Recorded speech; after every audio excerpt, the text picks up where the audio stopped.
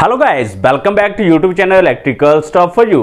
दोस्तों, आपने आजकल न्यूज में सुना होगा कि जो एयर कंडीशनर है वो बहुत ज्यादा ब्लास्ट हो रहे हैं। दोस्तों, ऐसा ही केस एक तमिलनाडु के चेन्नई में पाया गया। यहां पर एसी फटने से एक 27 वर्षीय युवक की मौत हो गई। और वहीं दोस्तों, उत्तर प्रदेश के नोएडा में भी ऐसा पाया गया कि एसी फटने से पूरे का पूरा घर जल गया और अंदर का सारा सामान भी जल गया। अब दोस्तों, जो एसी है जो नॉर्मली लगभग हम सभी के सभी अपने घरों में यूज करते हैं, तो अगर एसी के फटने से मौत भी हो सकती है तो ये काफी डेंजरस है।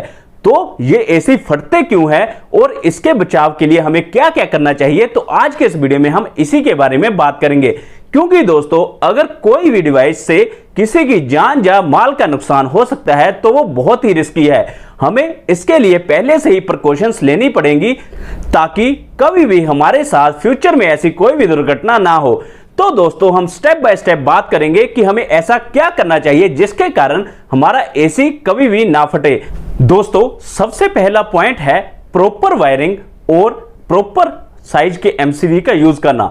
दोस्तों, हम करते क्या हैं कि एसी तो लगा लेते हैं, बट कभी भी ये हम डिस्कस नहीं करते कि उसके लिए हमें कौन से साइज की वायर और कौन सी रेटिंग का एमसीबी यूज करना है। क्योंकि दोस्तों, एसी एक हैवी लोड अप्लायंस है जो कि बहुत ज्यादा करंट लेता है।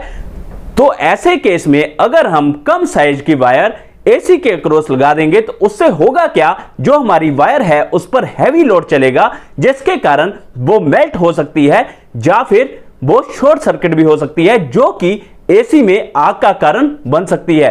क्योंकि दोस्तों, जो मैक्सिमम इलेक्ट्रिकल फायर होती है उसका जो मेन कारण होता है वो शॉर्ट सर्किट ही होता है। और वहीं पर अगर आप स्टैंडर्ड रेटिंग का एमसीबी नहीं लगाएंगे तो होगा क्या कि मान लीजिए आपका शॉर्ट सर्किट होता है तो आपका एमसीबी ट्रिप नहीं करेगा, जिसके कारण भी आपके एसी में आग लग सकती है और यह एक बहुत बड़ी दुर्घटना का कारण बन सकता है।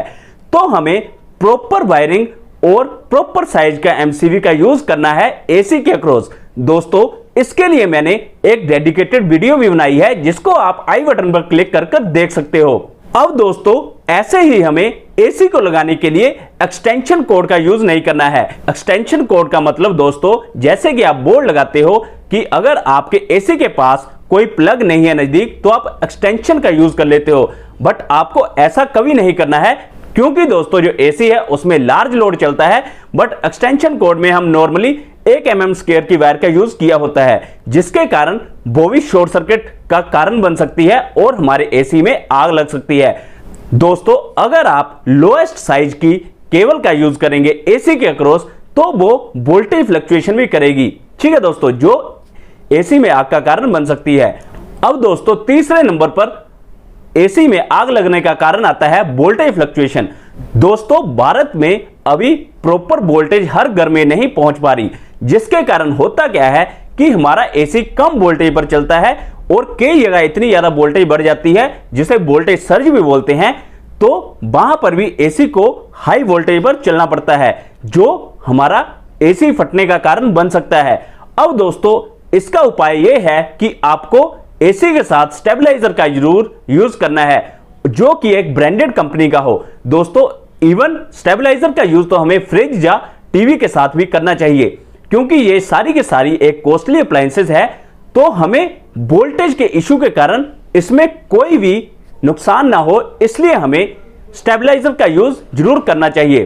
तो वोल्टेज फ्लक्चुएशन को रोकने के लिए आप एक अच्छे ब्रांडेड कंपनी का स्टेबलाइजर का यूज करें, जिससे आपका एसी ऐसी दुर्घटना से बच जाए। अब दोस्तों, हमारा अगला पॉइंट है पुअर मेंटेनेंस ऑफ एसी। दोस्तों, आपने देखा होगा कि हम करते क्या है, एक बार एसी लगा लिया फिर उसकी सर्विस कभी नहीं करवाते, वो चलता जाता है। इसके कारण होता क्या है कि जो इसकी कंडेंसर कॉइल है दोस्तों, जो हमारा विंडो एसी है उसकी जो आउटर पार्ट होता है वहां पर कंडेंसर कॉइल होती है, और वहीं पर जो हमारा स्प्लिट एसी होता है इसका जो आउटडोर यूनिट होता है वहां पर भी कंडेंसर कॉइल होती है। अब दोस्तों, कंडेंसर कॉइल में होता क्या है कि जो हमारी फ्रीऑन गैस होती है वो हीट को वहां से बाहर की ओर निकालती है, ठीक है दोस्तों। फैन चलता है जिसके कारण वो हीट को बाहर उसे पास करना होता है। अब क्योंकि आपने एसी की सर्विसिंग नहीं करवाई होती है, जिसके कारण जो उसका आउटडोर यूनिट होता है वहां पर बहुत ज्यादा मिट्टी जम जाती है और वो जो आपकी जाली होती है, आपने ध्यान से अगर देखा होगा एसी के आउटडोर यूनिट में जाली टाइप एक मटेरियल लगा होता है जो कि सर्विस ना होने से उसमें मिट्टी जम जाती है और पूरी का पूरी जाली चोक हो जाती है, जिसके कारण जो आपकी हीट है वो बाहर की साइड पास नहीं हो पाती। अब क्योंकि आपकी हीट वहां से पास नहीं होगी तो जो आपकी कंडेंसर कॉइल होगी वो ओवरहीट हो जाएगी। अब ओवरहीट होने से क्या होगा, जो आपका कंप्रेसर है वो ज्यादा लोड लेगा। ठीक है दोस्तों, क्योंकि वो इजीली हीट को बाहर फ्लो नहीं करवा पा रहा, क्योंकि आपकी जो जाली है वो पूरी की पूरी चोक हो चुकी है। अब जिसके कारण होगा क्या, ओवर हीटिंग और ओवर प्रेशर की वजह से कई बार तो आपका कंडेंसर ट्रिप कर जाएगा। बट मान लीजिए अगर आपका कंडेंसर ट्रिप नहीं होगा तो उस स्टेज में ऐसा होगा कि आपका एसी फट जाएगा। तो ये बहुत ही कॉमन रीजन है जिसके कारण एसी ब्लास्ट होता है, क्योंकि मैक्सिमम बंदे करते क्या है, एसी की टाइम टू टाइम सर्विसिंग नहीं कराते हैं। तो दोस्तों आपको एसी की टाइम टू टाइम सर्विसिंग जरूर करवानी है, क्योंकि ये कॉमन रीजन है एसी के फटने का। अब दोस्तों इसके अलावा एक और रीजन है, कई बार होता क्या है कि हमारे एसी में जब गैस खत्म हो जाती है तो दोस्तों जब हम एसी की गैस को जब रिफिल करवाने जाते हैं तो दोस्तों जो टेक्नीशियन होता है वो क्या करता है, गलत गैस को रिफिल कर देता है ड्यू टू अनअवेलेबिलिटी। जिसके कारण होगा क्या, अब मान लीजिए आपके पास एक गाड़ी है जो कि पेट्रोल पर चलती है, अगर आप उसमें डीजल भर दो तो आपका इंजन सीज हो जाता है। सेम होगा क्या, जो आपका एसी है उसमें काफी दिक्कतें आने लग पड़ती है दोस्तों, जिसके कारण आपका एसी कई बार कूलिंग भी नहीं करता और कई बार ओवर हीटिंग भी करने लग पड़ता है, जो कि कारण बन सकता है एसी ब्लास्ट होने का। तो दोस्तों आपको यह जरूर ध्यान रखना है, एसी में हमेशा वही गैस रिफिल करवाए जो कि कंपनी ने पहले से उसमें फिल की होती है। तो दोस्तों ये भी एक कारण है एसी के फटने का। दोस्तों मोस्टली ऐसे केस नहीं पाए जाते हैं, तो आपको प्रॉपर अगर गाइडेंस से एसी का यूज करेंगे और टाइम टू टाइम उसकी सर्विसिंग कराएंगे और प्रॉपर वायर्स और प्रॉपर एमसीवी का यूज करेंगे और प्रॉपर गैस का भी यूज करेंगे तो आपके साथ ऐसी दुर्घटना कभी नहीं होगी।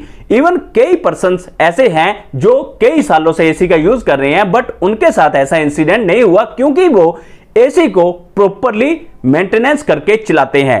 तो दोस्तों आपको ऐसे डरने की कोई आवश्यकता नहीं है कि आपका एसी फट सकता है, बट आपको इन प्रिकॉशंस को जरूर लेकर चलना होगा। ठीक है दोस्तों, आई होप दोस्तों आपको ये वीडियो यूजफुल लगी होगी और आपको काफी कुछ सीखने को मिला होगा। तो दोस्तों अगर आपको ये वीडियो यूजफुल लगी हो तो इसे लाइक और शेयर जरूर करें और ऐसे ही और वीडियोस के लिए मेरे चैनल को सब्सक्राइब जरूर कर लें। Thank you guys.